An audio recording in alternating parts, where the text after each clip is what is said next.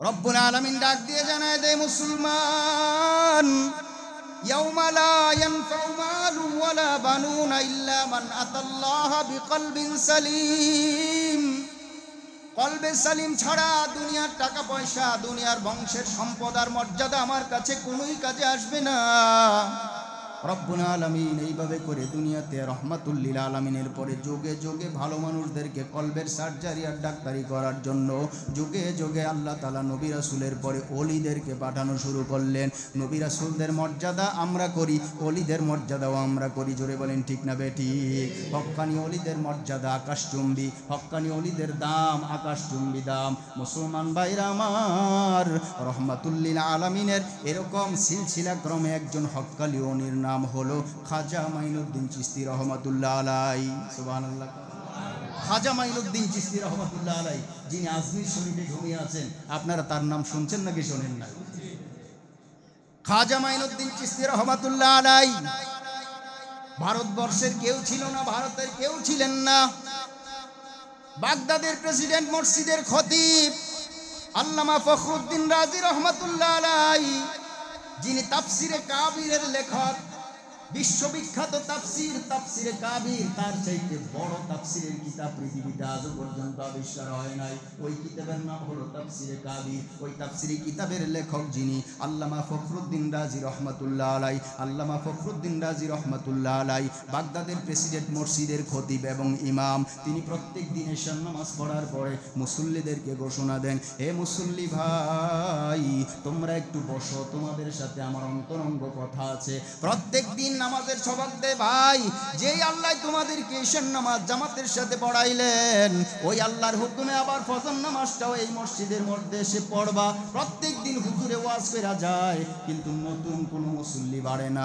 প্রত্যেক দিন যেই লোকগুলো ফজর নামাজ পড়ে, আজকেও সেই লোকগুলিই পড়ে, নতুন কোনো মুসল্লি বাড়ে না। মনটা বড় খারাপ, হায়রে কি করলাম, কেমনে দাওয়াত দিলে মানুষ বুঝবে, কি বললে মানুষ শুনবে। একদিন এশার নামাজ পড়ার পর সব লোকগুলোকে বসাইলেন আর বললেন, এশার নামাজের পরে সবাই মসজিদের মধ্যে বসবা, আমি একটা ওয়াজ করব। সবাই মনে মনে কয়, প্রেসিডেন্ট মসজিদের খতিব সাহেব ওয়াজ করবে, আর আমরা যদি চলে যাই এটা বেয়াদবি হবে, কাজে আজকে যাওয়াই যাবে না। হুজুর যেহেতু জোর নির্দেশ দিয়েছে, বাকি নামাজ বাদ সবাই বসবেন। সবাই বসলো। সবাই বসার পর এইবার হুজুর ওয়াজ শুরু করলো। ওয়াজ শুরু করার আগে বলতেছে, আমার ভাইয়েরা, তোমাদেরকে আমি আজকে এমন একটা গুরুত্বপূর্ণ ওয়াজ শোনাবো, যেই ওয়াজটা কোনোদিন করি নাই। তবে এই ওয়াজটা তোমরা নিজেরা শুনবে, নিজেরা আমল করবে। এই ওয়াজটা যদি কেউ বাহিরে গিয়ে বলো, তার বড় বিপদ হবে। প্রচার করা যাবে না, বলা যাবে না। সবাই মনে মনে কি এটা আবার কেমন ওয়াজ? নবীজি বলেছেন, বাল্লিগু আন্নি ওয়ালাউ আয়া, আমার পক্ষ থেকে একটা কথা হলো মানুষের জানাইয়া দাও। আর হুজুর কয় আমার কথাটা মানুষের জানাইও না। আর এটা কেমন ওয়াজ হতে পারে? এটা কেমন ওয়াজ? সবাই মুখের দিকে ফেল ফেল করে তাকিয়ে আছে। প্রেসিডেন্ট মসজিদের খতিব ডাক দিয়ে বলেন, বাবারা, আগামীকাল ফজর নামাজের পর আল্লাহ তাআলার সাথে ওলিদের কিন্তু একটা যোগাযোগ আছে। সুবহানাল্লাহ বলেন। বিনা সূত্রে একটা যোগাযোগ থাকে। আগামীকাল ফজর নামাজটা যেই ব্যক্তি প্রেসিডেন্ট মসজিদের মধ্যে পড়বে, রব্বুল আলামিন তার পিছনের সবগুলো গুনাহ মাফ করে দিবে। জোরে বলেন সুবহানাল্লাহ। এবং সে বিনা হিসেবে জান্নাতে যাবে। এতটুকু বলার পর বললো, বাবারা, এখানে যারা আছো, কেউ এই ওয়াজটা বাইরে করবে না, কারো কাছে বলতে পারবে না। যদি বলো, তোমার জন্য এই সৌভাগ্য হবে না, তুমি জান্নাতে যেতে পারবে না। যদি বলো, বিপদ হবে তোমার, তুমি জান্নাতে যেতে পারবে না। তুমি কিন্তু এই ওয়াজটা কারো কাছে বলবে না। এইভাবে সবাইকে সম্বোধন করে বলে দিলেন। ফজর নামাজের যথাসময় আজান হয়ে গেল। আজান হয়ে যাওয়ার পরে মুসল্লিরা মসজিদের মধ্যে আসতে লাগলো। ভাবতে লাগলো, বিশাল বড় জামাত, এখন এত মানুষের সমাগম, বুঝতেই পারলাম না এত মানুষ কোথেকে এলো। সবাই আশ্চর্য হলো। প্রত্যেক দিন আমরা 5 জন, 10 জন, 20 জন, 100 জন নামাজ পড়ি, আজকে 1000 জন, লক্ষ জন হয়ে গেল। বাপরে বাপ, এই কারিশমা কিভাবে হতে পারে? মুসলমান ভাইরা আমার, ফজর নামাজ আরম্ভ হয়ে যায়। ইমাম ফখরুদ্দিন রাজি রহমাতুল্লাহ আলাইহি ডাক দিয়ে বলেন, এ মুসল্লি ভাই, নামাজের পরে বলতেছে, মুসল্লি ভাইরা সবাই বসেন, আমি রাত্রিবেলা একটা ওয়াজ করেছিলাম। আমি বলেছিলাম আমার এই ওয়াজটা যেন বাইরে প্রচার না করা হয়, যেই ব্যক্তি প্রচার করবে সে জাহান্নামে যাবে। তোমাদের মাঝে এমন কে আছো যেই ব্যক্তি আমার এই ওয়াজটা বাইরে করেছো, যার কারণে মুসল্লির সংখ্যা বেড়ে গিয়েছে? কে আছো? দাঁড়াও। কেউ দাঁড়ায় না, কেউ দাঁড়ায় না। আস্তে আস্তে করে থকথক করে কাঁপতে কাঁপতে একজন যুবক সন্তান দাঁড়িয়ে যায়। যুবক দাঁড়ায় আস্তে আস্তে করে দাঁড়িয়ে যায়, ডাক দিল, বাবা তোমাকে যুবক মানুষ দেখা যায়, তুমি এই কাজ করছো নাকি? হ্যাঁ হুজুর, আমি এই কাজ করেছি। কেন এই কাজ করেছো? তোমাকে তো বলেছিলাম গতকাল রাতে বাইরে প্রচার করলে তোমার জন্য বিপদ হবে। ডাক দিয়ে বলেন, হুজুর আমি একটা জানি, আমার মনে আছে আপনার ওয়াজ আমার কানে আজও এখনো বাজে, আমি জানি। তারপরে আমি মানুষকে এজন্য দাওয়াত দিলাম। আপনি তো বলেন নাই নতুন করে যে আসবে সে জাহান্নামে যাবে, আপনি বলেছেন এই কথাটা যে বলবে সে জাহান্নামে যাবে। আমি এজন্য বললাম আমি একা জাহান্নামে যাওয়ার পরেও যদি আখিরি নবীর উম্মতদেরকে, কোটি কোটি মানুষদেরকে যদি জান্নাতের খাতায় নাম লেখাইতে পারি, এজন্য আমি জাহান্নামে গেলেও আমার কোনো দুঃখ থাকবে না। জোরে কোন সুবহানাল্লাহ। একজন মানুষ কবরে যাওয়ার পর কমসে কম কয়দিন কবরের মধ্যে অবস্থান করবেন? রহমাতুল্লিল আলামিন বলেন, জানো না, দুনিয়াতে সর্বশেষ যেই লোকটা ইন্তেকাল করে কবরে যাবে, ওই লোকটায় 40,000 বছর কবরের মধ্যে ঘুমাবে। সুবহানাল্লাহ। এই কবরের 40,000 বছর, এরপরে যখন ফেরেশতা সিংহা ফু দিয়ে দিবে, ময়দানে মাহশরের ডাক এসে যাবে। হাসরের ময়দানে মানুষগুলো 50,000 সানা মিম্মা তাউদ্দুন, 50,000 বছর হাসরের ময়দানে মানুষগুলো দাঁড়িয়ে থাকবে। এদিকে 40,000, এখানে 50,000, কয় বছর হইল? হাসরের ময়দান থেকে এক শ্রেণীর মানুষের জন্য জান্নাতে যাওয়ার রাস্তা তৈরি হয়ে যাবে, আরেক শ্রেণীর মানুষের জন্য জাহান্নামের দিকে যাওয়ার জন্য রাস্তা তৈরি হয়ে যাবে।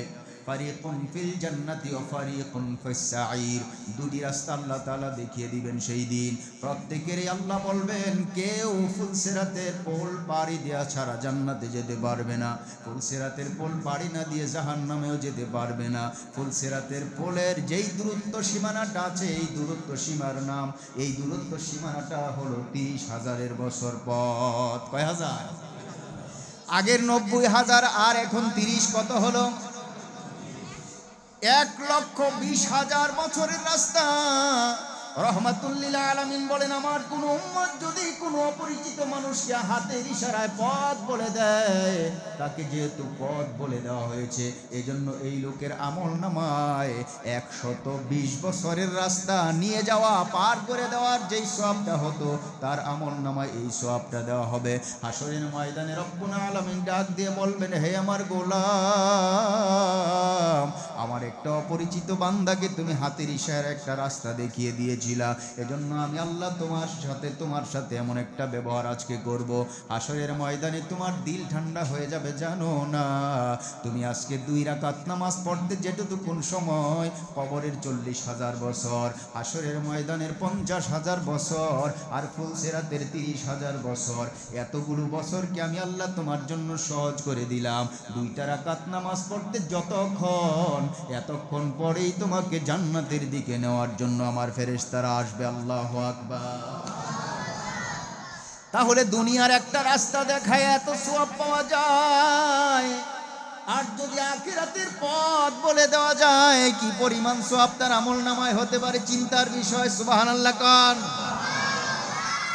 ইসলাহি মাহফিল, ইসলাহি মাহফিল, ইসলাহি মাহফিল, যেটা পথ ভোলা মানুষকে পথের সন্ধান দেওয়ার নাম হলো ইসলাহ। ইসলাহি মাহফিল, এটা হলো পরকালীন পথ মানুষকে জানাই দিলেন, পরকালের রাস্তাগুলো মানুষের সামনে আপনি বলে দিলেন। দুনিয়ার একটা পথ দেখায় দেওয়ার পর আল্লাহ যদি এই পরিমাণ সওয়াব দেন, পরকালের পথ দুনিয়ার পথের চাইতে উত্তম, পরকালের রাস্তা যদি আপনি কাউকে দেখাই দিতে পারেন, এর চাইতে কোটি কোটি গুণে বেশি সওয়াব। জোরে কোন সুবহানাল্লাহ। আজকের এই মাহফিল ইসলাহি মাহফিল। ইসলাহি মাহফিলের কাজ হচ্ছে মানুষকে পরকালের রাস্তা বলে দেওয়া। পরকালের কি বলে দেওয়া? রাস্তা বলে দেওয়া। আজকের এই পরকালের রাস্তা বলে দেবার জন্যে আপনাদের সামনে বিভিন্ন ওলামাই কেরাম যার যার মতো করে কিভাবে কোন ডাক্তার অপারেশন করবে এটা ওই ডাক্তার ভালো জানে। আমি একভাবে বলবো, আমার আগে যারা ছিলেন ওনারা আরেকভাবে বলেছেন। এভাবেই চলতে থাকবে, কারণ আমিও চাই হার্টের অপারেশন, ওপেন হার্ট সার্জারি, কলবের ডাক্তারি।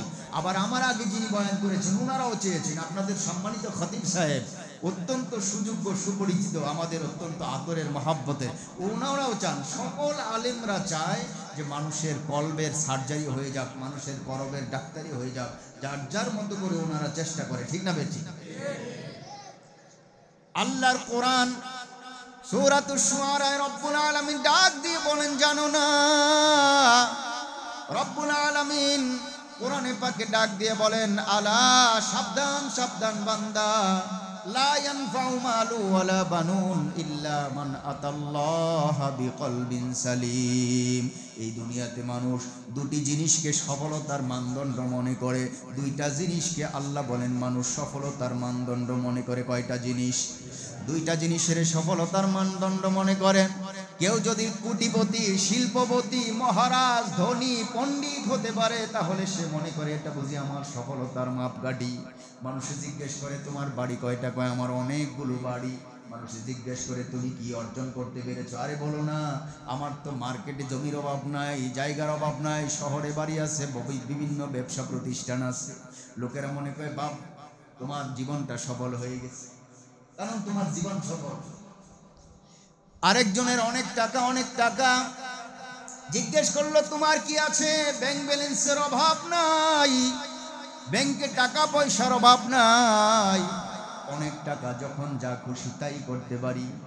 লোকেরা শুনে কয় তোমার জীবনটা সফল, কারণ তোমার কোনো কিছুর অভাব নাই। আল্লাহ বলেন দুটার একটাও আমার কাছে সফলতার মানদণ্ড না। সুবহানাল্লাহ। একটাও আমার কাছে সফলতার মানদণ্ড নয়। এ মুসলমান, টাকা হলেই যদি মানুষ সফল হতো, টাকা দুনিয়াতেই কাজে লাগে না। অনেকের ধারণা টাকা হলে বাঘের চোখ কিনা যায়, এমন লোক সমাজে আছে না? নাই? কথায় কথায় বলে আরে মিয়া টাকা হলে সব হয়। আমি বলি বন্ধু, টাকা হলেই সব হয় না, টাকা হলেই সব হয় না। বাংলাদেশের শ্রেষ্ঠতম ধনী ছিল জহিরুল ইসলাম। টাকা যে কত আছে আমি আপনি গণতে পারবো না, ঠিক না ভাই? শেষ পর্যন্ত তার গলা ইনফেকশন, চিকিৎসার জন্য বিদেশে যাওয়া আসা করে বারবার চ্যালেঞ্জ করে বলছিল, পৃথিবীর কোনো ডাক্তার যদি থাকে আমার গলা দিয়ে এক টুকরা গরুর গোশত খাওয়ার পরে গলা দিয়ে ভিতরে যাবে আর সেটা হজম হবে, এমন কোনো গ্যারান্টি যদি দিতে পারে, আমি জহিরুল ইসলামের অর্ধেক সম্পত্তি তার নামে লিখে দেব। পেরেছে কেউ? স্বপ্ন পূরণ হয়নি। অনেকে বলে টাকা হলেই সব হয়। আরে ভাই, টাকা হলে কিচ্ছু হয় না। লক্ষ কোটি টাকার খাট আপনি কিনলেন, খাটের মধ্যে ঘুমাবেন, কোটি টাকার খাট। এই খাটে শোয়ার পরেও যদি দিলে শান্তি না থাকে, আপনার ঘুম হয় না, ঠিক না বেঠিক? লক্ষ টাকার খাট কিনা যায়, ঘুম কিনা যায় না। অনেক মানুষের বয়সের কারণে আস্তে আস্তে চুলগুলো সাদা হয়ে গিয়েছে, আছে না নাই? দাড়ি সাদা হয়ে গিয়েছে, চুল সাদা হয়ে গিয়েছে। শেষ পর্যন্ত অসুন্দর অসুন্দর মনে করি আসে, চুলের মধ্যে কালো কলপ করে, কালো রং লাগায়, যেন তাকে একটু জোয়ান জোয়ান দেখা যায়, ঠিক না বেঠি? লক্ষ টাকা দিয়ে সাদা চুল কালো করা যায়, কিন্তু যৌবন ফিরে পাওয়া সম্ভব না, ঠিক না বেঠিক? তাহলে বোঝা গেল টাকা পয়সা দুনিয়ার উপকরণ, এগুলি দিয়ে আখেরাতে কোনো কিছুই হবে না, এগুলি দিয়ে আখেরাতে কিছুই হবে না। কারণ দুনিয়ার টাকা দুনিয়াতেই মাঝে মাঝে কাজ হয় না, কাজে লাগে না, ঠিক না বেঠি? আল্লাহ বলেন এগুলো আমার কাছে সফলতার মানদণ্ড নয়। আল্লাহ বলেন মানুষ মনে করে দুইটা জিনিস তার সফলতার মানদণ্ড, একটা হলো তার অর্থবৃত্ত আর আরেকটা হলো তার বংশের লাঠির জোর। আল্লাহ পাক কোরআনের ভাষায় বলেন, ইয়াউমা লা ইয়ানফাউ মালু ওয়ালা বানুন। ইয়াউমা, ওই দিন, ওই হাসরের দিন, লা ইয়ানফাউ, কোনো কাজে আসবে না, মালু ওয়ালা বানুন, তার মাল এবং তার বংশ পরিচয়, বংশ মর্যাদা, লাঠির জোর, সন্তান সন্ততি, তার কোনো কাজে আসবে না। কাজে আসবে একটা জিনিস, ওই জিনিসের নাম হলো কলবে সালিম, নিষ্কলুষ অন্তর, পিওর হৃদয়। জোরে কোন সুবহানাল্লাহ। তাহলে এই পিওর হৃদয় আমাদের দরকার। কারণ এই পিওর হৃদয়টা যদি আমাদের থাকে আল্লাহর কাছে অনেক দাম, অনেক দাম। যদি হৃদয়টা পিওর না হয়, নাপাক বডি যদি হয়, আল্লাহ বলেন এই নাপাক বডি দিয়ে আমার কোনো কিছু আসে যায় না। রহমাতুল লিল আলামিন হাদিসের মধ্যে ফরমান, আলা ইন্না ফিল জাসাদি লামুদগাহ, প্রত্যেক মানুষের বুকের ভিতরে একটা গোশতের টুকরা আছে। আলা ইন্না ফিল জাসাদি লামুদগাহ, প্রত্যেক মানুষের হার্টের মধ্যে একটা গোশতের টুকরা আছে। ওই গোশতের টুকরাটা যদি ইদা সলুহাত সলুহাল জাসাদু কুল্লুহু, যদি ওই গোশতের টুকরাটা ভালো হয়, পিওর হয়, পবিত্র হয়, গোটা দেহটা পবিত্র হয়ে যায়। জোরে কোন সুবহানাল্লাহ। আর যদি ওই কলবটা, ওই হৃদয়টা, ওই গোশতের টুকরাটা ওয়াইদা ফাসাদাত ফাসাদাল জাসাদু কুল্লু, রহমাতুল লিল আলামিন ডাক দিয়ে বলেন উম্মত, ওই গোশতের টুকরাটা যদি নাপাক হয়, দূষিত হয়, কালিযুক্ত যদি হয়, তাহলে গোটা বডিটাই নাপাক হয়ে যায়, গোটা বডিটাই কালো হয়ে যায়, নাপাক হয়ে যায়। কারণ মানুষের দিলটা হলো, মানুষের দিলটা হলো, মানুষের দিল হলো বডির রাজধানী। জোরে বলেন ঠিক না বেঠিক? দিল বডির কি? ক্যাপিটাল সিটি, রাজধানী। দিল যদি ভালো হয়, গোটা শহর ভালো, কারণ দিলটা হলো রাজধানী। আর যদি দিলটা ভালো না হয়, গোটা শহরটাই দূষিত থাকে, গোটা শহরটাই সমস্যা। কারণ ক্যাপিটাল সিটি ভালো না, ক্যাপিটাল সিটি রাজধানী ভালো না, তো গ্রামগঞ্জ ভালো হবে কিভাবে? ভাইরা আমার, বন্ধুরা আমার, এজন্যই রব্বুল আলামিন ডাক দিয়ে বলেন, ইল্লা মান আতাল্লাহ বিকলবিন সালিম, কলবে সালিম আমার কাছে বড় দাম, কলবে সালিম আমার কাছে বড় দাম। এজন্য কলবে সালিম নিয়ে যারা আমার কাছে আসতে পারবে তাদের বড় দাম হবে। আল্লাহ ডাক দিয়ে জানায় দেয়, তোমরা এতদিন পর্যন্ত সফলতার মানদণ্ড হিসেবে দুটি জিনিসকে দাঁড় করাতে, একটা জিনিসকে দাঁড় করাতে সম্পদ দিয়া যাও, এই লোকটা অনেক সম্পদওয়ালা। আরেকটা জিনিস সফলতার মানদণ্ড হিসেবে দাঁড় করাতে যে তোমাদের অনেক সন্তান সন্ততি আছে, এক একজন সন্তান স্টাবলিশ, এক একজন বংশের মধ্যে বড় বড় মাস্টার, ডাক্তার, ইঞ্জিনিয়ার, বৈজ্ঞানিক আছে। এরকম বংশ পরিচয় নিয়ে তোমরা বাহানা করতে, বংশ পরিচয় নিয়ে তোমরা পরস্পর গর্ব করতে, তোমার টাকা পয়সা, ধন সম্পদ, এই যে সফলতার মানদণ্ড, এটা আমার কাছে কিচ্ছুই না। তোমার বংশ পরিচয়, সন্তান সন্ততি, এগুলো আমার কাছে সফলতার মানদণ্ডই না। আল্লাহ বলেন, ইল্লা মান আতাল্লাহ বিকলবিন সালিম, কলবে সালিম যদি তোমার একটা থাকে, এটাই আমার কাছে আরশে আজিমের চাইতেও বেশি দামি। জোরে কোন সুবহানাল্লাহ। কলবে সালিম, কলবে সালিম মানে নিষ্কলুষ অন্তর। এই নিষ্কলুষ অন্তরটা আমি আপনাদেরকে কিভাবে বোঝাই? দেখুন, যদি একটা বিল্ডিংয়ে আপনি রং করে থাকেন আগেই, এই রংটাকে আপনি ক্লিন করে যদি নতুন রং লাগান, তাহলে সেই রংটা স্থায়ী হয়, এই রংটা ভালো হয়। আর যদি বলেন যে না, আমি আগের রংটার উপরেই নতুন পেইন্ট করব, নতুন করে রং লাগাবো, তাহলে কিন্তু এই রংটা বেশি দিন টিকসই হবে না। ঠিক না বেশ? কারণ আগের রংটা আপনি ঘষা মাজা করে ক্লিন করতে হবে, সাফ করতে হবে, তারপরে আবার নতুন রং লাগাবেন। আমার অন্তর একটা বিশাল বড় বিল্ডিং, আমার রাজত্ব এখানে করতে হবে, এখানে যদি আমি রাজত্ব করতে পারি, গোটা দুনিয়া আমার কাছে মাথা নত করবে। কলবের রাজত্ব করে কত মানুষ দুনিয়া থেকে বিদায় নিয়েছে জানে? ভাইরা আমার, বন্ধুরা আমার, আমার কলবটাকে যদি আমি সাফ সুতরা করতে চাই, যদি আমার কলবটাকে আমি কলবে সালিম বানাইতে চাই, যে কলবে সালিমের কথা আল্লাহ কোরআনে সূরা শুআরার মধ্যে আল্লাহ বলেছেন, ইল্লা মান আতাল্লাহ বিকলবিন সালিম, কলবে সালিম যদি আমি আমার অন্তরকে বানাইতে চাই, সর্বপ্রথম আমার হৃদয়ের মধ্যে যেই সকল রক্ষিত কালিগুলো আছে, আগের পেইন্টগুলো আছে, বিভিন্ন কারণে নষ্ট হয়ে গিয়েছে, ওই রঙগুলোকে আগে ব্রাশ দিয়ে ক্লিন করতে হবে। জোরে বলেন ঠিক না বেঠিক? এইবার আমার কলবের রংটা, আমার কলবের যেই আগাছা, আমার কলবের মধ্যে যে ময়লাযুক্ত কালিযুক্ত রংটা হয়েছে, তা দেখতে ভালো লাগে না। এই রংটাকে আমি কিভাবে ব্রাশ দিয়ে পরিষ্কার করতে পারি, কিভাবে আমি পরিষ্কার করতে পারি? রহমাতুল লিল আলামিন ডাক দিয়ে জানায় দেয়, তোমাদেরকে আমি একটা জিকিরের সবক দেই, জিকিরের সবক। ওই জিকিরের সবকের ভিতরে একটা প্রথমে ব্রাশ দিব, তারপরে তোমাদের হাতে রং তুলে দিব। জোরে কোন সুবহানাল্লাহ। রাহমাতুল লিল আলামিন সাল্লাল্লাহু আলাইহি ওয়াসাল্লাম ডাক দিয়ে বলেন, উম্মত সকাল সন্ধ্যা তোমরা যদি আল্লাহর নামের জিকির করতে পারো, উম্মত তোমাদেরকে আমি জিকির দিয়ে যাই। ওই জিকির হলো লা ইলাহা ইল্লাল্লাহ, লা ইলাহা ইল্লাল্লাহ, লা ইলাহা ইল্লাল্লাহ, লা ইলাহা ইল্লাল্লাহ, লা ইলাহা, কোনো মাবুদ নাই ইল্লাল্লাহ, আছে একজন, তিনি হলেন আমার আল্লাহ। সুবহানাল্লাহ। রহমাতুল লিল আলামিন ডাক দিয়ে জানায় দে, উম্মত ভাঙ্গা নষ্ট বিল্ডিংটা যেভাবে তুমি আগের রংগুলো ভালো মতো তুমি ক্লিন করলা, পরিষ্কার করলা, ব্রাশ দিয়া শেষ করলা, রংটা উঠাইলা, তারপরে নতুন রং লাগানোর জন্য তুমি এখন চেষ্টা করতে লাগলা। এক লোক বিল্ডিং করছে, নতুন করে একটা রং লাগাইছে যখন বিল্ডিং করেছিল, এরপরে কিছুদিন যাওয়ার পর মনে মনে ভাবলো এই রংটা আমার মন মতো হয় নাই, নষ্ট হয়ে গিয়েছে বিভিন্ন জায়গা দিয়া। এরপরে নতুন একটা প্রেম তার মাথার মধ্যে আসলো যে আমি এই রংটা আমার বিল্ডিংটাকে লাগাবো, যেন মানুষ আমার বিল্ডিংটা দেখে সবাই সুন্দর বলে, সবাই পছন্দ করে। এজন্য কয়েক বছর পর পুরান রংটাকে ঘষা মাজা করে ফালাইয়া তারপরে ওই রংটার উপরে নতুন রং লাগায়। ঠিক না বেঠিক? এটাই তো বুদ্ধিমানের কাজ।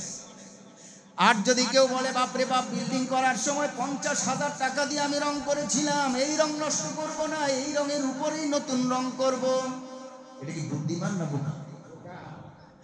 রাহমাতুল লিল আলামিন ডাক দিয়ে জানায় দে, মুসলমান ফাআলহামাহা ফুজুরাহা ওয়া তাকওয়াহা, সৃষ্টি লগ্ন থেকেই তোমাদের অন্তরের মধ্যে দুই ধরনের চাহিদা, দুই ধরনের রং টানাটানি করতেছে।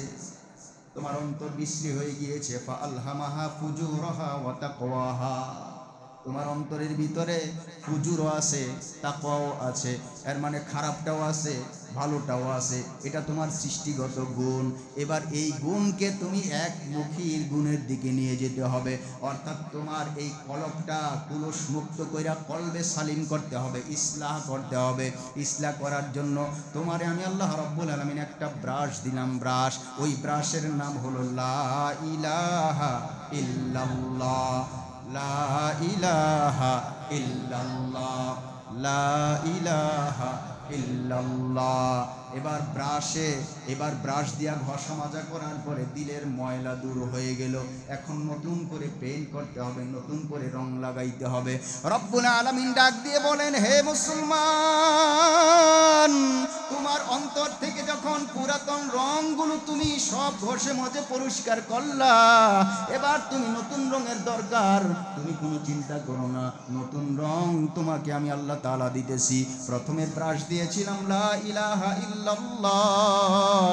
এবার তুমি রং নিয়ে লাগাও মুহাম্মদুর রাসূলুল্লাহ। জোরে কোন সুবহানাল্লাহ। তাহলে আমরা কি বুঝতে পারলাম? বুঝতে পারলাম আমরা যে জিনিসগুলোকে সফলতার মানদণ্ড মনে করি, আসলে এগুলি সফলতার মানদণ্ড না। আমরা স্বপ্নে আছি, স্বপ্নে সফলতার মানদণ্ড এগুলো নয়। আমরা মনে করি যদি কোটি টাকার মালিক হই আমি সফল। ঠিক না ভাই? যদি আমার অনেকগুলো বাড়িঘর থাকে আমি সফল, যদি আমার বংশের লাঠির জোরটা বেশি থাকে তাহলে আমি সফল। মানুষ এমন মনে করে। ঠিক না ভাই? আল্লাহ পাক বলেন, লা ইয়ানফাউ মাল, তোমার এই মাল সফলতার মানদণ্ড নয়। ওয়ালা বানুন, তোমার বংশমর্যাদা, বংশ পরিচয়, বংশের লাঠির জোর, এগুলো সফলতার মানদণ্ড নয়। ইল্লা মান আতাল্লাহ বিকলবিন সালিম, শুধুমাত্র কলবে সালিম, নিষ্কলুষ অন্তর, যা তোমার বুকের ভিতরে আমি গেড়ে দিয়েছি, এটার দাম 7 রাজার ধনের চাইতে আরো বেশি। জোরে বলেন সুবহানাল্লাহ। আমার প্রাণের ভাইয়েরা, রব্বুল আলামিন ডাক দিয়ে জানায় দে, মুসলমান, আমি আল্লাহ তাআলা লা ইয়ানজুরু ইলা আজসামিকুম ওয়ালা ইলা সুওয়ারিকুম ওয়ালাকিন ইয়ানজুরু ইলা কুলুবিকুম। আমি আল্লাহ তাআলা তোমার দেহ স্ট্রাকচার, বডির দিকে আমি আল্লাহ তাআলা তাকাই না। তুমি কতদূর সুন্দর, কয় হাত লম্বা, তোমার গায়ের রংটা কেমন, এগুলি আমি তোমার দিকে তাকাই না। আমি তোমার সৌন্দর্যের প্রতি আমি তাকাই না। আমি তোমার কোনো কিছুর দিকে আমি আল্লাহ তাআলা তাকাই না। তবে তাকাই একটা জিনিসের দিকে, সেই জিনিসটার নাম হলো তোমার অন্তর। মুসলমান ভাইরা আমার, অন্তরের ডাক্তার রব্বুল আলামিন দুনিয়ার যুগে, দুনিয়ার মধ্যে আল্লাহ তাআলা অন্তরের ডাক্তারও পাঠাইছেন। ইব্রাহিম আলাইহিস সালাতু ওয়াস সালাম আল্লাহর ঘর কাবা নির্মাণ করা কালে রব্বুল আলামিন দেখতে পাইলেন আল্লাহর ঘর কাবা ইব্রাহিম আলাইহিস সালাম নির্মাণ করতেছেন তার সন্তান ইসমাইল আলাইহিস সালাতু ওয়াস সালামকে নিয়ে। আল্লাহ পাক রব্বুল আলামিন কোরআনে পাকে সেই ইতিহাস বয়ান করেছেন, ইয়ারফাউ ইব্রাহিম ওয়া ইসমাইল, ইসমাইল এবং ইব্রাহিম দুজনে মিলে কাবার ঘরের ভিত উপরের দিকে উঠাইলেন। কাবা ঘর নির্মাণ হওয়ার পর ইব্রাহিম আলাইহিস সালাম মনে মনে ভাবলেন, এটা যদি ইসলামের প্রাণ কেন্দ্র, ইসলামের প্রচার কেন্দ্র হয়, তাহলে আমার মনে হয় সবচাইতে ভালো হয়। সুবহানাল্লাহ কোন। এর আগেও কাবা ঘর ছিল, মানুষের তাওয়াফ করত, হজ করত। হযরত ইব্রাহিম আলাইহিস সালাম লক্ষ্য করে দেখেন মানুষ আল্লাহর ঘর তাওয়াফ করতেছে, তবুও মানুষগুলো উলঙ্গ আছে। নাউজুবিল্লাহ বলেন। আল্লাহর ঘর তাওয়াফ করতেছে, ওই মানুষগুলো মানুষের সাথে জিনা করে। আল্লাহর ঘর তাওয়াফ করতেছে, এই লোকগুলিও সুদ খায়, জিনা করে, যত রকমের অপকর্ম আছে সব কিছু মানুষ করে। আর পরে আল্লাহর ঘর এসে আবার তাওয়াফও করে। রব্বুল আলামিনের পয়গম্বর আমাদের পিতা ইব্রাহিম আলাইহিস সালাম ভাবলেন, এভাবে মানুষকে ঠিক করা যাবে না। মানুষের দেহের বডির ভিতরের ক্যাপিটাল সিটিটা যদি ঠিক হয়ে যায়, কলবটা যদি ঠিক হয়ে যায়, দুনিয়ার মানুষগুলো অটোমেটিক ঠিক হয়ে যাবে। সুবহানাল্লাহ বলে। তাই রব্বুল আলামিনের দরবারে দোয়া করলেন। কোরআনে পাকে আছে, রব্বুল আলামিন ডাক দিয়ে জানায় যে ইব্রাহিম আলাইহিস সালামের যেই দোয়া আল্লাহ তাআলা সূরা বাকারার মধ্যে কোট করেছেন। ইব্রাহিম আলাইহিস সালাতু ওয়াস সালাম আল্লাহর কাছে বললেন, ইয়া রব, হে আমার রব, রব্বানা ওয়া বা'আস ফীহিম রাসূলাম মিনহুম, আল্লাহ এখানের জন্য বড় ধরনের একজন সুপার পাওয়ার একজন শিক্ষক প্রদান করো, রসুল পাঠাও, ইয়াতলু আলাইহিম আয়াতিকা ওয়া ইউআল্লিমুহুমুল কিতাবা ওয়াল হিকমাতা ওয়া ইউযাক্কিহিম। 4 দফা কর্মসূচি দিয়া তুমি একজন রসুলকে পাঠাও, তার মধ্যে এক দফা হলো ওয়া ইউযাক্কিহিম, যেন মানুষের হৃদয়ের কলবের ডাক্তারি করতে পারে। জোরে কোন সুবহানাল্লাহ। আল্লাহর কাছে ইব্রাহিম আলাইহিস সালাম দোয়া করেছেন।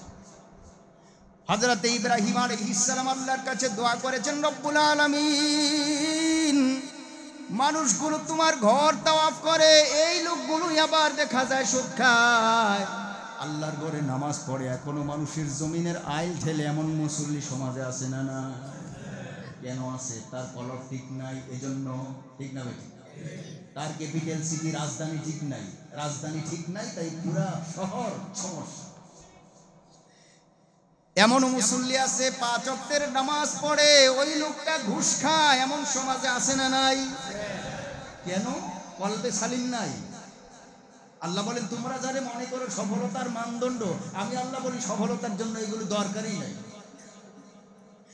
মুসলমান ভাইরা আমার, এমন আল্লাহর অনেক ওলি ছিলেন যাদের বাড়ি নাই, ঘর নাই, ঠিকানা নাই, রাস্তায় কেটে জীবন শেষ করে দিয়ে তারা পার করে দুনিয়ার বেড়া পার হয়ে তারা জান্নাতে চলে গেছে। এমন মানুষ ছিল কি ছিল না?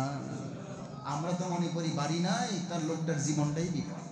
ঘর নাই, লোকটার জীবন বিফল। সন্তানাদি নাই, লাঠির জোর নাই, বিদেশি বাড়া থাকে, লোকটার জীবন বিফল। আল্লাহ বলেন, এগুলো তো জীবন বিফল না, এগুলি জীবন সফল। সফলতার মানদণ্ড তোমরা যেগুলো মনে করে, এগুলো সফলতার মানদণ্ড নয়। আমার প্রাণের ভাইয়েরা, কথা মনে রাখবেন, ইব্রাহিম আলাইহিস সালাম আল্লাহর কাছে দোয়া করেছেন, কোরআনে সাক্ষী দেয়।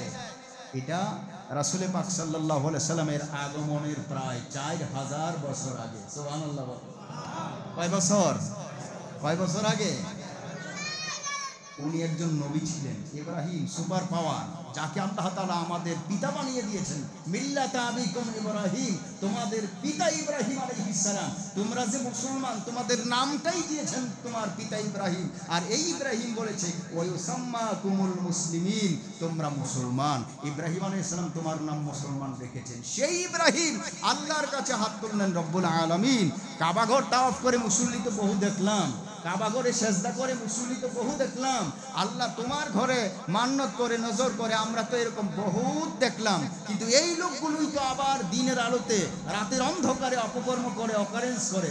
আল্লাহ এইভাবে মানুষকে সংযোজন করা হবে না। নামাজের কথা যতই বলি, হাতে পায়ে ধরলে একটা চোরেও নামাজ পড়তে আসে, কিন্তু চুরিটা ছাড়তে চায় না। একজন রাস্তার মাল খায়, এই লোক হাতে পায়ে ধরলে ঠিকই নামাজ পড়তে আসে, কিন্তু রাস্তার মাল ব্রেক করে, মানুষের সুদ খায়, ঘুষ খায়, হাতে পায়ে ধরলে নামাজ পড়ে, কিন্তু আল্লাহ এগুলি তো সুদ ছাড়ে না। এখন কেন ছাড়ে না? আল্লাহ তুমি যদি তার দিলের ভিতরে অন্তত এই ভাবটা জাগ্রত করে দাও যে না, সুদ খাওয়া হারাম, আইল ঠেলা হারাম, ঘুষ খাওয়া হারাম, রাহাজানি করা, ছিনতাই করা, চাঁদাবাজি করা, ডাকাতি করা হারাম, যদি তুমি তাকে সৎ বুঝটা দিয়ে দাও, তাহলে কিন্তু সে আর এই কাজগুলো করবে না। আল্লাহ সেই সৎ বুঝের জন্য একজন কলবের সার্জারির জন্য ডাক্তার দরকার। এই ডাক্তারের জন্য তোমার কাছে হাত তুললাম। রব্বানা ওয়া বা'আসফিহিম রাসূলাম মিনহুম ইয়াতলু আলাইহিম আয়াতিকা ওয়া ইউআল্লিমুহুমুল কিতাবা ওয়াল হিকমা। 4 দফা কর্মসূচির কথা এখানে আলোচনা করছে, আমার সময় নাই। এর মধ্যে একটা দফা হলো ওয়া ইউযাক্কিহিম, যেন মানুষের কলবের সার্জারি করতে পারে। কলবের সার্জারির ডাক্তার তুমি দুনিয়ার মধ্যে পাঠাও। দোয়া করেছেন ইব্রাহিম, আমাদের সবার পিতা, আমাদের সবার কি পিতা ইব্রাহিম দোয়া করেছেন। এই দোয়া 1 বছর চলে গেল, 2 বছর চলে গেল, 200 বছর গেল, কোনো প্রতিফলন হলো না। শেষ পর্যন্ত 450 বছর পরে রব্বুল আলামিন মুহাম্মদুর রাসূলুল্লাহ সাল্লাল্লাহু আলাইহি ওয়াসাল্লামের মতো ব্যক্তিকে এই ঘরের সামনে মক্কা নগরীতে কাবা ঘরের পূর্ব দিকে 1200 হাত পূর্ব দিকে ছোট্ট এক পর্ণকুটিরে মা আমেনার কোলে, আমেনার ঘরে রহমাতুল লিল আলামিনকে আল্লাহ তাআলা পাঠিয়ে দিয়েছে। জোরে বলেন সুবহানাল্লাহ। ব্যবধান প্রায় 4000 বছর। কয় হাজার? আজকে হাত তুললেন, রব্বুল আলামিন আমি এই দোয়াটা করলাম, অপেক্ষা করতেছেন দোয়া কবুল কখন হবে। পরে রক্তে এসে দেখতেছেন এই টাইমটার ভিতরে হলো না। পরের দিন ভাবতেছে একদিন হয়ে গেছে দোয়া করলাম, এখনো কবুল হলো না। 1 মাস চলে গেল, আমার দোয়া কবুল হলো না। 1 বছর চলে গেল, দোয়া কবুল হলো না। আপনি অস্থির হয়ে গেলেন, আমি কি দোয়া করব? কি লাভ দোয়া করে? কি লাভ নামাজ পড়ে? কি লাভ রোজা করে সারাদিন উপোস থেকে? কি লাভ ভালো মানুষদেরকে সালাম দিয়ে? কি লাভ বড়দেরকে শ্রদ্ধা করে? কি লাভ ছোটদেরকে স্নেহ করে? আজ থেকে এগুলো বাদ দিয়ে দিলাম, হলো না, কারণ আমার কথা আল্লাহ শুনে না। নাউজুবিল্লাহ বলে। আরে বাপ, তোমার পিতা ইব্রাহিম আলাইহিস সালামের দোয়া যদি 4000 বছর পরে কবুল হয়, তুমি সেখানে কি? তুমি আমি সেখানে কিছুই না। রব্বুল আলামিন 4000 বছর পরে রহমাতুল লিল আলামিনকে প্রায় 4000 বছর পরে দুনিয়ায় পাঠিয়েছেন। রহমাতুল লিল আলামিন, ওমা আরসালনাকুম ফি রহমাতুল লিল আলামিন, তোমাকে আমি রহমত স্বরূপ পাঠাইলাম।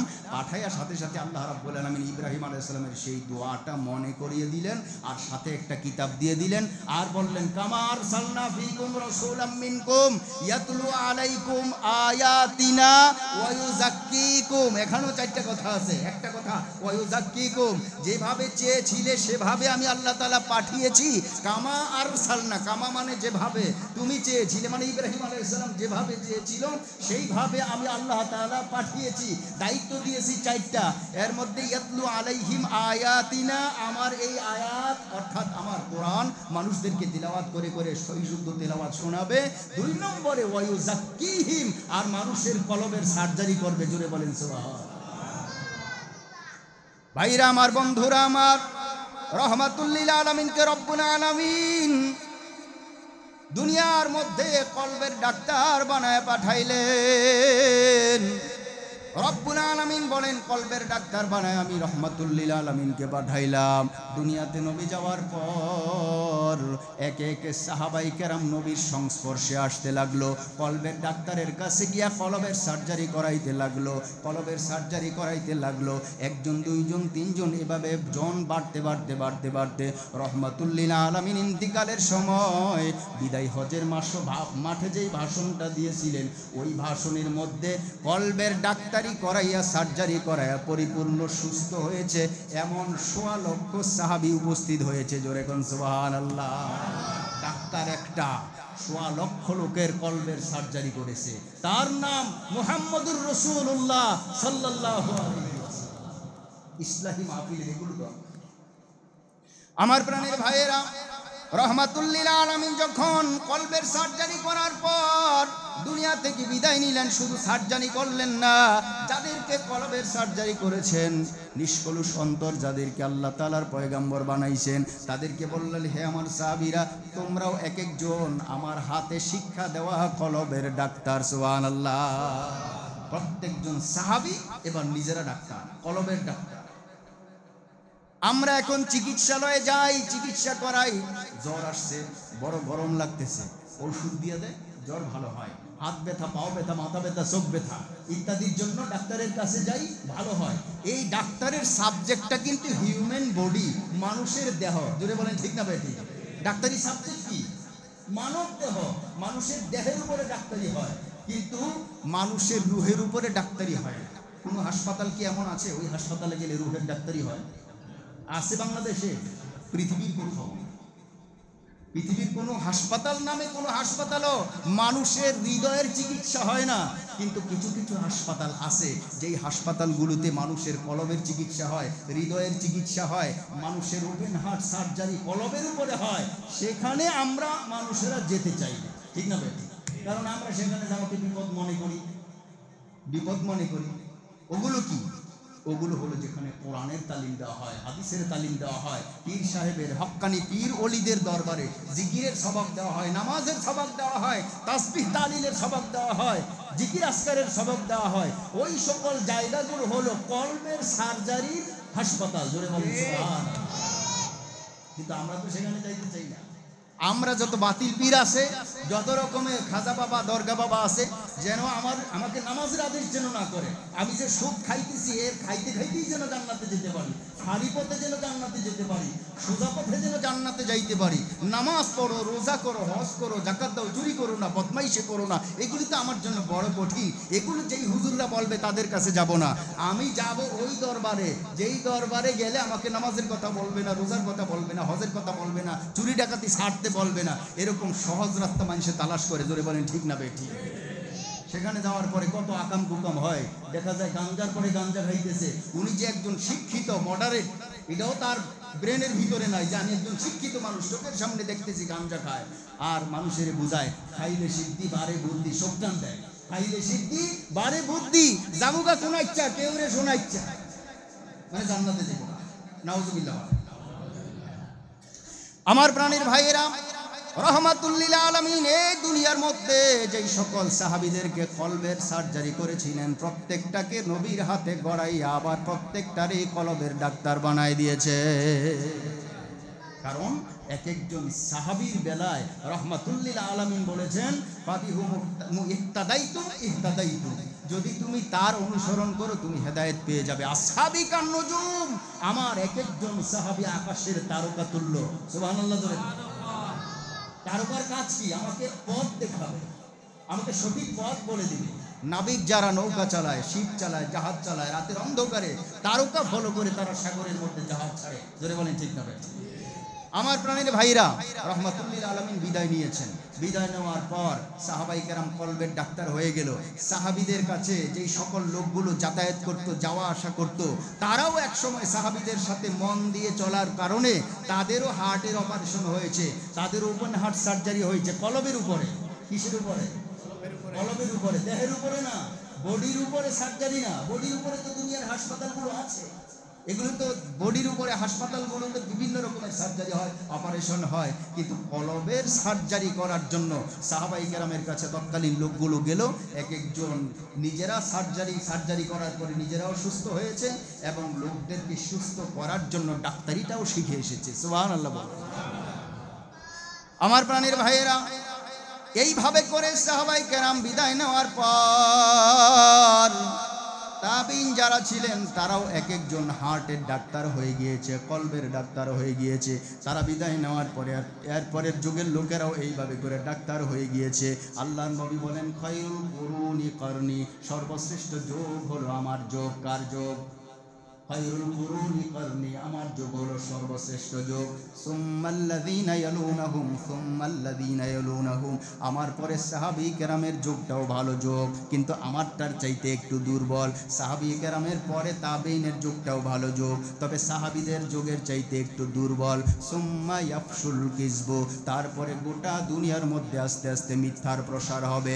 আজ দুনিয়াতে মিথ্যার প্রসার আছে না? না হয়ে গেছে। রব্বুল আলামিন ডাক দিয়ে জানায় দেয়, মুসলমান, ইয়াউমা লা ইয়ানফাউ মালুন ওয়ালা বানুনা ইল্লা মান আতাল্লাহা বিকলবিন সালিম। কলবে সালিম ছাড়া দুনিয়ার টাকা পয়সা, দুনিয়ার বংশের সম্পদ আর মর্যাদা আমার কাছে কোনোই কাজে আসবে না। রব্বুল আলামিন এইভাবে করে দুনিয়াতে রহমাতুল লিল আলামিনের পরে যুগে যুগে ভালো মানুষদেরকে কলবের সার্জারি আর ডাক্তারি করার জন্য যুগে যুগে আল্লাহ তাআলা নবী রাসূলের পরে ওলিদেরকে পাঠানো শুরু করলেন।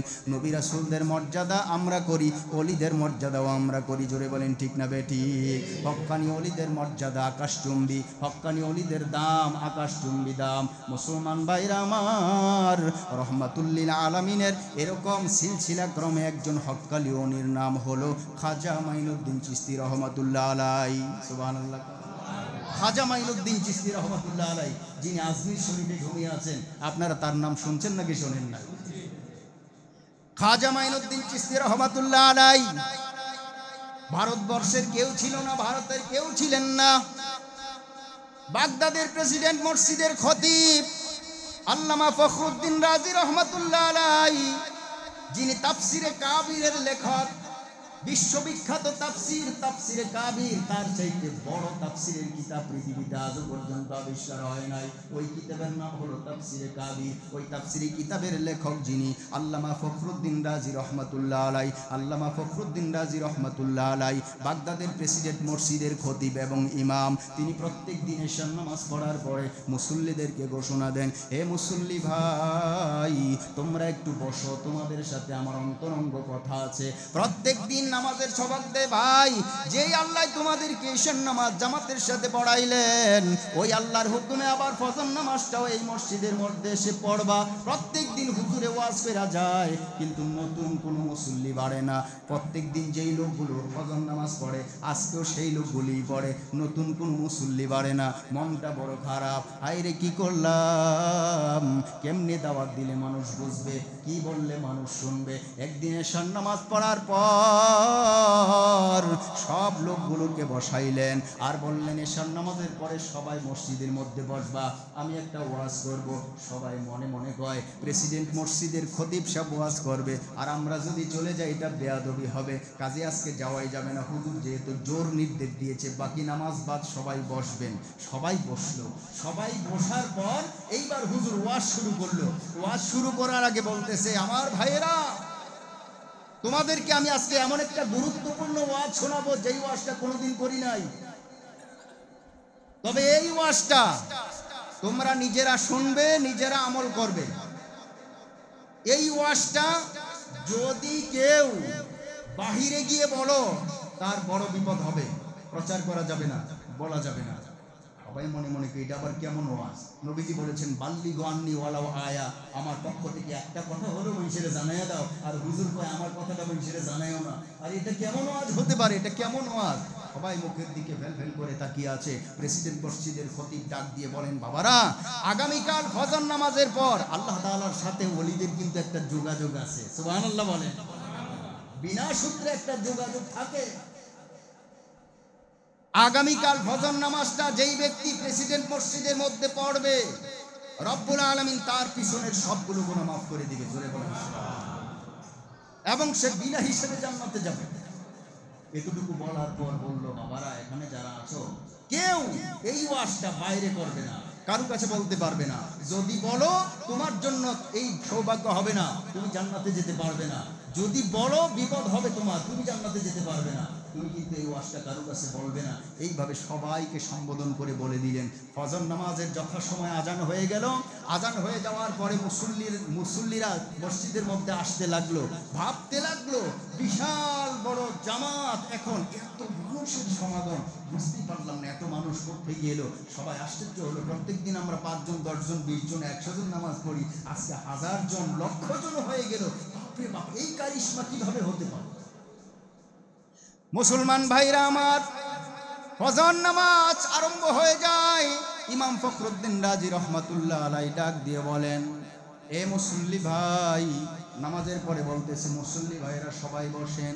আমি রাত্রিবেলা একটা ওয়াজ করেছিলাম, আমি বলেছিলাম আমার এই ওয়াজটা যেন বাইরে প্রচার না করা হয়, যেই ব্যক্তি প্রচার করবে সে জাহান্নামে যাবে। তোমাদের মাঝে এমন কে আছো যেই ব্যক্তি আমার এই ওয়াজটা বাইরে করেছো, যার কারণে মুসল্লির সংখ্যা বেড়ে গিয়েছে? কে আছো? দাঁড়াও। কেউ দাঁড়ায় না, কেউ দাঁড়ায় না।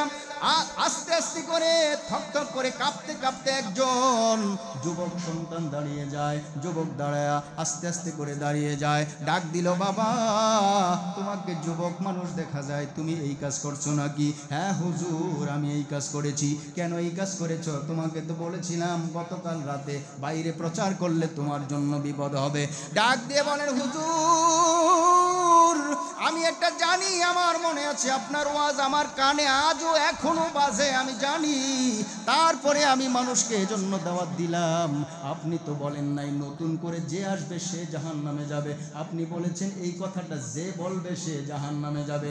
আমি এজন্য বললাম আমি একা জাহান্নামে যাওয়ার পরেও যদি আখিরি নবীর উম্মতদেরকে, কোটি কোটি মানুষদেরকে যদি জান্নাতের খাতায় নাম লেখাইতে পারি, এজন্য আমি জাহান্নামে গেলেও আমার কোনো দুঃখ থাকবে না। জোরে কোন সুবহানাল্লাহ। এজন্য আমি এই কাজটা করলাম। বাবা তোমার নাম কি? কয় আমার নাম হলো মাইনুদ্দিন চিশতি। সুবহানাল্লাহ। বাবা রে, তোমার ওয়াজে যেই তাসির, আমার ওয়াজে এই তাসির। সুবহানাল্লাহ। সব বক্তাদের ওয়াজে সমান তাসির থাকে। চমৎকার ওয়াজ করেছেন আমার আগে যিনি হুজুর ওয়াজ করছেন, আমার কাছে ভালো লেগেছে। আমার প্রাণের ভাইরা, আমাদের কাজ হলো কথাগুলো তুলে ধরা আর হৃদয়ে গ্রহণ করা আপনাদের কাজ। আল্লাহ তাআলা আমাদের সবাইকে কবুল করেন, বলি আমিন।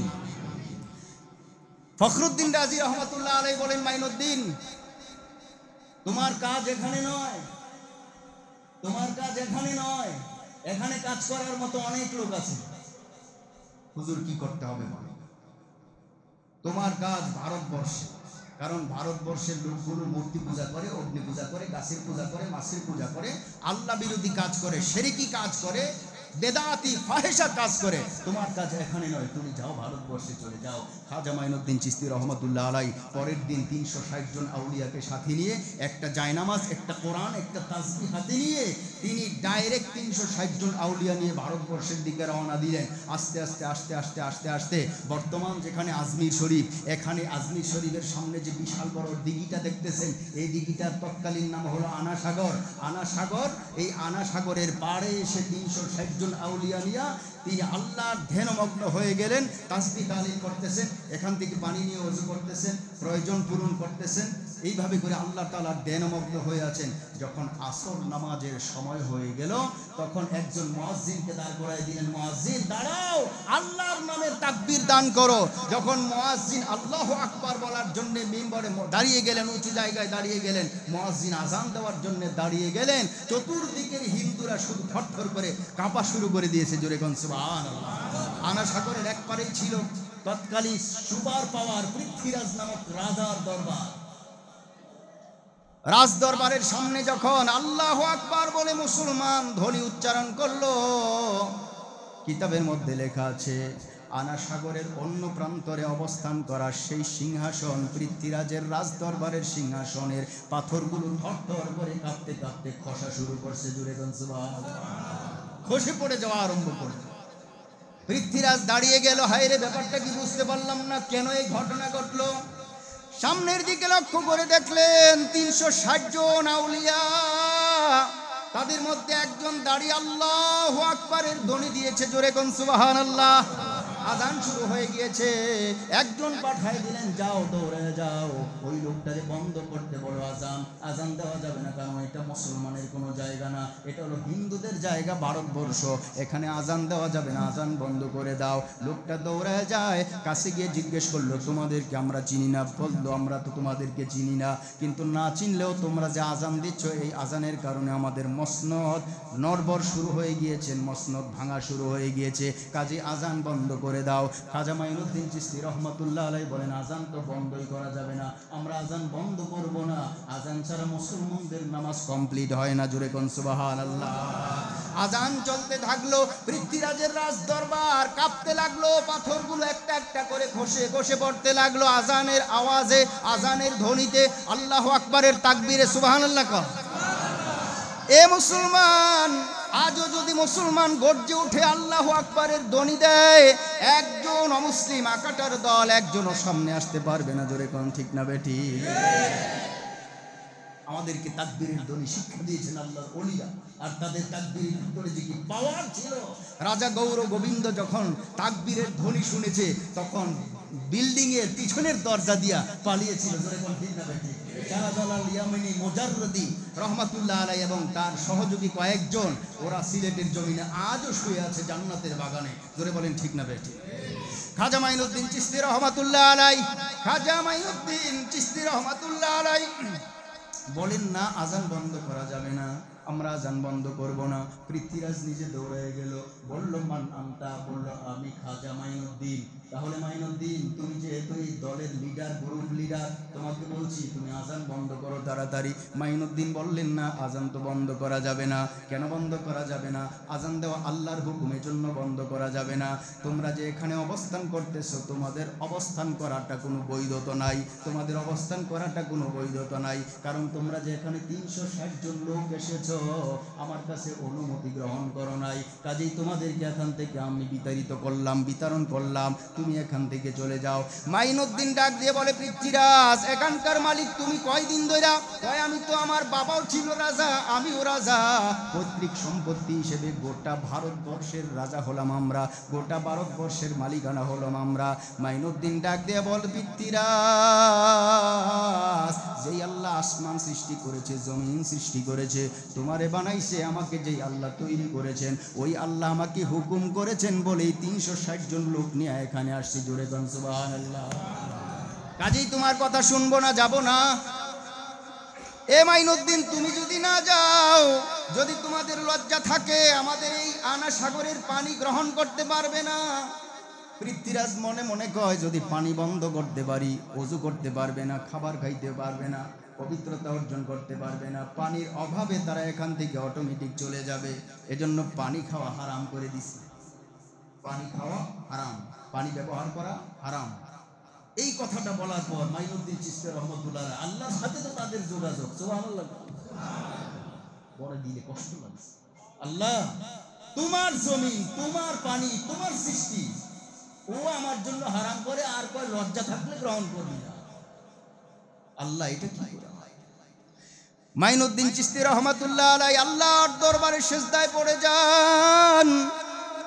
রব্বুল আলামিনের কাছে চোখের পানিগুলো ছেড়ে ছেড়ে দিয়ে কান্দেন। রব্বুল আলামিন, এই আনা সাগরের পানিগুলোর মালিক যদি তুমি হও, তোমার কাছে আমার দরখাস্ত ফরিয়াদ, আল্লাহ, এই আনা সাগরের পানিগুলো তুমি এই আনা সাগর থেকে সরায় দাও। এলহামের মাধ্যমে জানিয়ে দেওয়া হলো, মাইনুদ্দিন, তোমার কাছে যে ওযু করার জন্য ছোট্ট পানির পাত্রটা আছে, ওই পানির পাত্রটা, অর্থাৎ লোটা, বদনা, আপনারা যাই বলেন, ওই পানির পাত্রটা আনা সাগরের দিকে ধরো, আমি রব্বুল আলামিন আনা সাগরের সবগুলো পানি এই পাত্রের ভিতরে ঢুকাইয়া দে। রব্বুল আলামিন মাইনুদ্দিন চিশতি রহমাতুল্লাহ আলাইহি সিজদা থেকে মাথাটা উঠানোর পর তার হাতে রাখা এই পাত্রটা আনা সাগরের দিকে দিল। সাথে সাথে পুরা আনা সাগরের পানিটা আল্লাহ তাআলা সংকুচিত কইরা তার পাতিলের ভিতরে ঢুকাই দিয়েছে। জোরে কোন সুবহানাল্লাহ। আনা সাগর ফেটে চৌচির হয়ে গিয়েছে। মানুষ দেখলে মনে করে যে কোনোদিন বুঝি এই আনা সাগরের মধ্যে পানি ছিল না, জোয়ারের পানি আসে নাই, বৃষ্টির পানি আসে নাই, কাজে এখন কি করা যায়? পানি সংকটে পড়ে গেল পুরা এলাকার মানুষ। পানি সংকট, জমিনে সেচ দেওয়ার জন্য পানি পায় না, মানুষ ব্যবহার করার জন্য পানি পায় না। এইভাবে করে আনা সাগরের পানিগুলো যখন শেষ হয়ে গিয়েছে, একদল লোক আশেপাশে যারা এখান থেকে পানি গ্রহণ করত, এমন লোকগুলো সবাই রাজদরবারের গিয়ে ঘেরাও করছে। জোরে কোন সুবহানাল্লাহ। রাজদরবার ঘেরাও করছে আর বলতেছে, হে পৃথ্বীরাজ, রাজদরবার ঘেরাও করলাম এজন্য, যদি পানির ব্যবস্থা করা না হয় আমরা বিপদে নিজেরাই পড়ে গেলাম, নিজেদের পাতানো ফাঁদে নিজেরাই পড়ে গেলাম, নিজেদের পাতানো ফাঁদে নিজেরাই পড়ে গেলাম। ভাবছিলাম বন্দর বন্ধ করলে, বন্দর যদি বন্ধ করে দেই পেজ যাবে না, আলো যাবে না, বাঙালি না খেয়ে মরবে। বন্দর যদি বন্ধ করে দেই আমরা ধনী হব, সুখী হব। এখন দেখা গেল বিপরীত, বাংলাদেশের একজন ক্রেতাও ওই দিকে যায় না, একজন পর্যটকও ওই দিকে যায় না, একজন চিকিৎসা নেওয়ার জন্য রোগীও ওই দিকে যায় না। ঠিক না বেটি? হাসপাতালগুলোতে তালা, ব্যবসা প্রতিষ্ঠানগুলোতে তালা, হোটেল রেস্তোরাঁগুলোতে তালা, মায়ের দিয়া দিছে আল্লাহ। ঠিক না বেটি? হাত কার জন্য করবে? যার জন্য হাত করা হয় আসলে সেই ব্যক্তি বাদে পড়ে না। মুসলমান ভাইরা আমার, রব্বুল আলামিন আনাস সাগরের পুরাটা পানি খাজা মাইনুদ্দিন চিশতি রহমাতুল্লাহ আলাইহির বাতিলের মধ্যে ঢুকায় দিলেন। খাজা মাইনুদ্দিন চিশতি রহমাতুল্লাহ আলাইহি বসে আছেন, আল্লাহর জিকির করতেছেন। চতুর্দিকের মানুষগুলো পৃথ্বীরাজের দরবারে গিয়ে হামলা, বাদশা নামদার, যদি পানির ব্যবস্থা করা না যায় আমরা একজনও তোমার কাছে থাকবো না, সবাই কালেমা পড়ে মুসলমান হয়ে যাব। হুমকির পরে হুমকি দেওয়া শুরু করছে। সুবহানাল্লাহ। হুমকি দেওয়া শুরু করলো। বাদশা নামদার পড়ছে বিপদে, হাইরে এখন কি করা যায়, এখন কি করা যায়? অন্য দিক থেকে পানি আনো। হুজুর অন্যদিকেও তো নাই। এমনকি মায়েদের বুকের দুধ শুকিয়ে গিয়েছে, গরুর গাভীর ওলানের দুধ শুকিয়ে গিয়েছে, এমনকি টিউবওয়েলের মধ্যে পানি ছিল না, গাছের ডাবগুলোর মধ্যে পানি ছিল না। সুবহানাল্লাহ। কারণ অলির সাথে বেয়াদবি করেছে, আল্লাহর অলির সাথে বেয়াদবি করছে। পৃথ্বীরাজ কাঁপতে কাঁপতে তার রাজত্ব টিকিয়ে রাখার জন্য মাইনুদ্দিনের কাছে যায়। মাইনুদ্দিনের কাছে গিয়ে বলতেছে, মাইনুদ্দিন, বেয়াদবি করেছি, ভুল করেছি, মাফ করে দাও, ক্ষমা করে দাও। মাইনুদ্দিন আনা সাগরের পানি আনা সাগরের মধ্যে ছেড়ে দাও। মাইনুদ্দিন বলতেছে, তুমি একটু ভালো করে আমার কথাটা মন দিয়ে শোনো, যেই পানিটা নেওয়ার জন্য তুমি বলতেছো ওই পানিটা কিন্তু গরুর চামড়া নামক মস্কের ভিতরে আছে, গরুর চামড়ার ভিতরে আছে। তোমরা হিন্দু মানুষ, গরুর চামড়ার খাবারটা খাবে কিনা বলো, একটু ভাবো। হিন্দু বিপদে পড়ার পর এখন আর এগুলি মনে নাই। লাইলং ইল্লাল্লাহ মুহাম্মাদের লং মানং তো মানং না মানং তো নরকে জ্বলনং। মরার সময় কালমা পড়ায়, লাইলং ইল্লাল্লাহ মুহাম্মাদের লং মানং তো মানং না মানং তো নরকে জ্বলনং। মানে তাদের ভাষা, অর্থ লা ইলাহা ইল্লাল্লাহ মুহাম্মাদুর রাসূলুল্লাহ সাল্লাল্লাহু আলাইহি ওয়াসাল্লাম। আল্লাহ জ্যেষ্ঠং শ্রেষ্ঠং পরমং পুণ্যং পুণ্যং আল্লাহ ব্রহ্ম ব্রহ্ম পরিষদ, এরকম অনেক শ্লোক তারা জানে এবং বলে। যদিত্তং হৃদয়ং মম তদস্তি হৃদয়ং তব, যদিদং হৃদয়ং তব তদস্তি হৃদয়ং মম। মুসলমান পৃথ্বীরাজ ডাক দিয়ে কয়, মাইনুদ্দিন এখন বিপদে পড়েছি, পানি গরুর চামড়ায় আছে না কোথায় আছে এগুলো আমার দেখার সময় নাই, তাড়াতাড়ি তুমি পানি ছেড়ে দাও। আল্লাহু আকবার। খাজা মাইনুদ্দিন চিশতি রহমাতুল্লাহ আলাইহি পানিটা আবার আনা সাগরের মধ্যে ঢেলে দেওয়ার পর সাথে সাথে পুরাটা সাগর আগের মতো অথই জলে ভরপুর হয়ে যায়।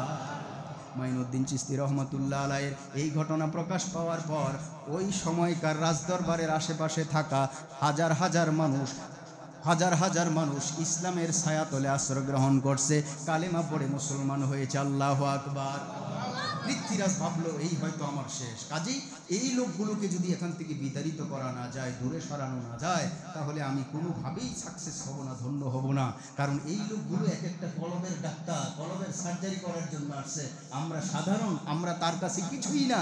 কাজেই তাকে যে কোনো মূল্যে বিতাড়িত করতে হবে।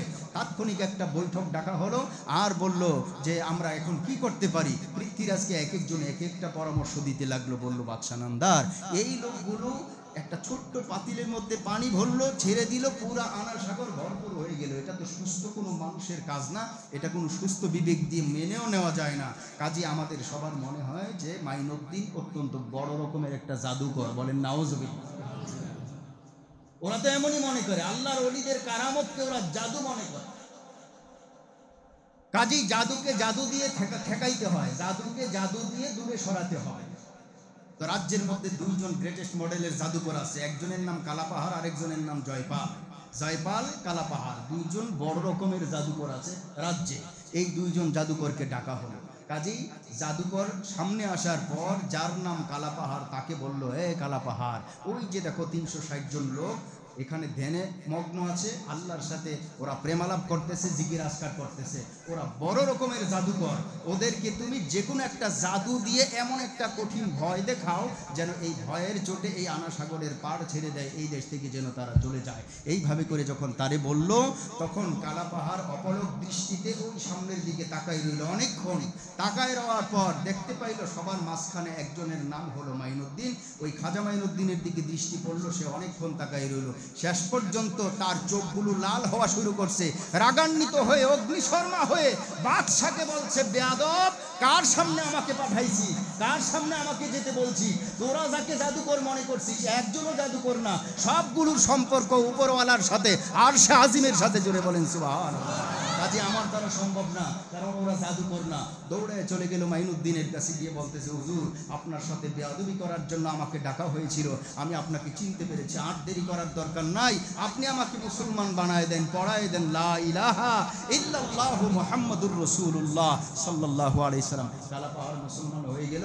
একজন জাদুকর আছে অবশিষ্ট, জয়পাল, সে হলো পুরা ভারতবর্ষের জন্য গ্রেটেস্ট মডেলের জাদুকর, সবচাইতে বড় জাদুকর। এই জয়পালের উপরে ভরসা কইরা পৃথ্বীরাজ এবং তার রাজদরবারের লোকেরা সবাই বলল যে জয়পালের উপরে ভরসা করা যায়। তো জয়পালকে বলল, জয়পাল, এই 360 জন ওরির সামনে যাও, গিয়ে তুমি এমন একটা জাদু দেখাও যেন ভয়ের চোটে এরা এই দেশ থেকে চলে যায়। আমার প্রাণের ভাইরা, তাহলে একজন জাদুকর বাকি আছে, নাম তার জয়পাল। নাম কি? জয়পাল। এখন ভাবলো যে হ্যাঁ, আমি জাদু দিয়ে ভয় দেখাতে পারবো। খাজা মাইনুদ্দিন চিশতি রহমাতুল্লাহ আলাইহি এবং তার সঙ্গী সাথীগণ আনাসাগরের পাড়ে ওরা জিকির আজকার করতেছে, আল্লাহর সাথে ধ্যানমগ্ন আছেন, গোপনে প্রেম আলাপ করতেছে, মাওলার সাথে গোপন সম্পর্ক সূত্র তাদের, এইভাবে করে প্রেম আলাপ করতেছে। এদিকে তারা যখন নিচের দিকে দিয়ে মাথা দিয়ে সুবহানাল্লাহ, আলহামদুলিল্লাহ, আল্লাহু আকবার ইত্যাদি তাসবিহ পাঠ করতেছেন, এমন সময় জয়পাল আস্তে আস্তে হাঁটতে মাইনুদ্দিন চিশতি রহমাতুল্লাহ আলাইহির সামনে গেল। সামনে যাওয়ার পরে জাদু দিয়ে সে নিজেকে পাখিতে পরিণত করলো, পাখি বানাইলো। পাখি একটা ঠপ করে ঝাপটা দিল, পাখি দুইটি ডানা ঝাপটা দিয়া উপরের দিকে উড়াল দেওয়া শুরু করলো। মাইনুদ্দিন চিশতি রহমাতুল্লাহ আলাইহির ধ্যানে ব্যত্যয় ঘটলো, বাধার সৃষ্টি হলো, তার ধ্যান ভেঙে গেল। তখন তিনি অজান্তে তার চোখটা খুলে সামনের দিকে তাকাইলেন, লক্ষ্য করে দেখলেন উপরের দিকে বিশাল বড় একটা পাখি উঠতেছে। উনি ভাবতেছেন হঠাৎ করে এখানে পাখি আসবে কোত্থেকে, তিনি চিন্তায় পড়ে গেলেন। ভালো করে যখন উপরের দিকে তাকাইলেন, লক্ষ্য করে দেখলেন এটা তো কোনো পাখি না, এটা হলো একটা বেয়াদব, জাদুর মাধ্যমে নিজেকে পাখি বানাইয়ে উপরের দিকে উঠাইতেছে। খাজা মাইনুদ্দিন চিশতি রহমাতুল্লাহ আলাইহি আর দেরি করলেন না, তার সামনে রাখা ছিল দুটি খড়ম। খড়ম বুঝি খুব নরম, নরম না?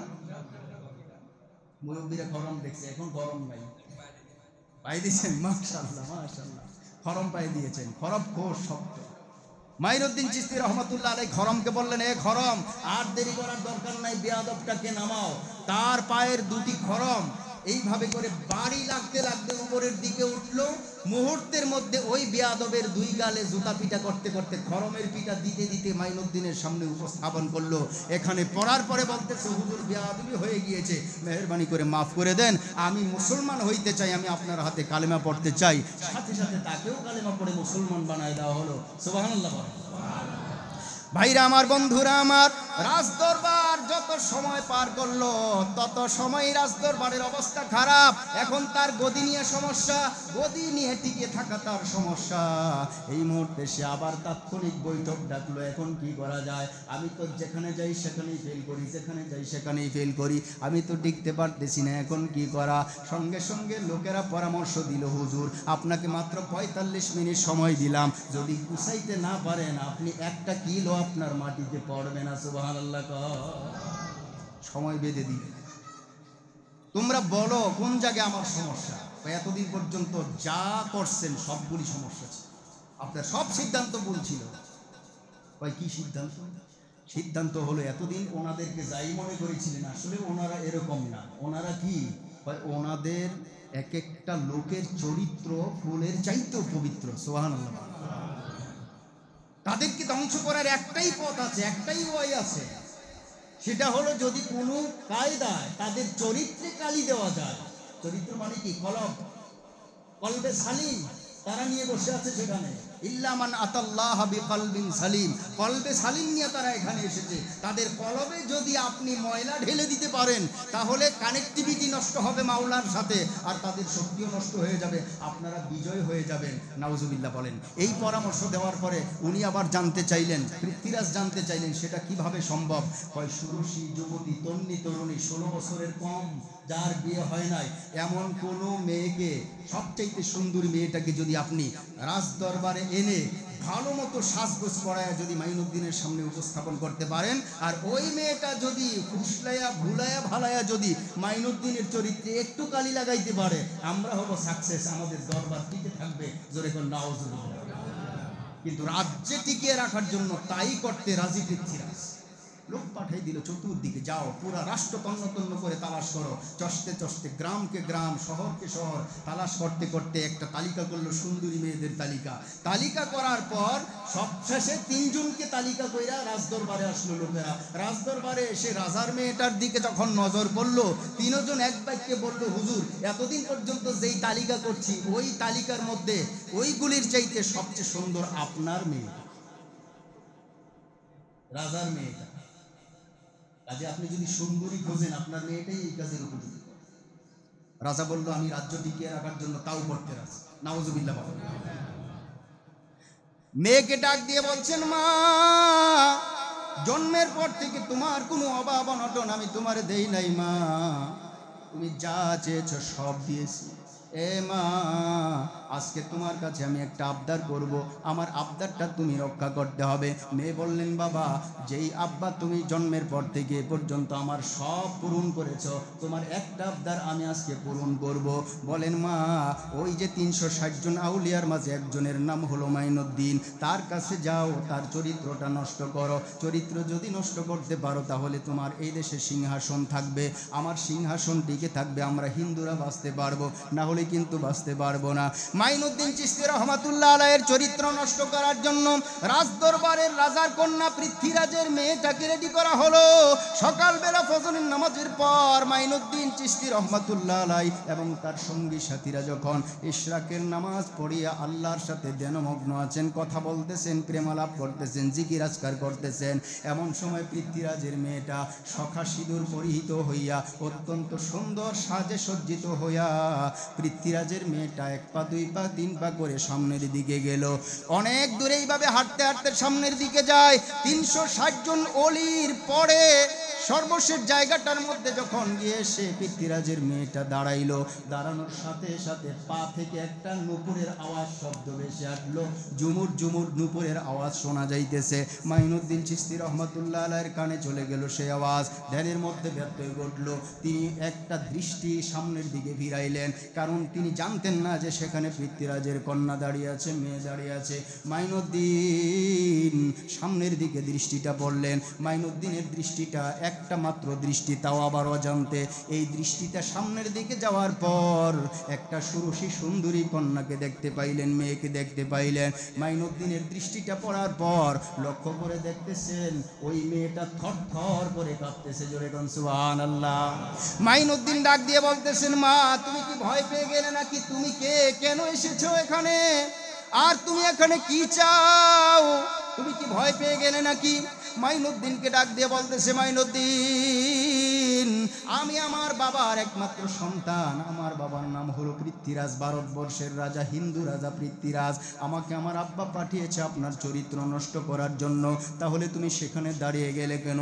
এ মাইনুদ্দিন আপনার চরিত্র নষ্ট করতে এসে আমার চরিত্রটাই এখন ঠিক হয়ে গেছে। জোরে কোন সুবহানাল্লাহ।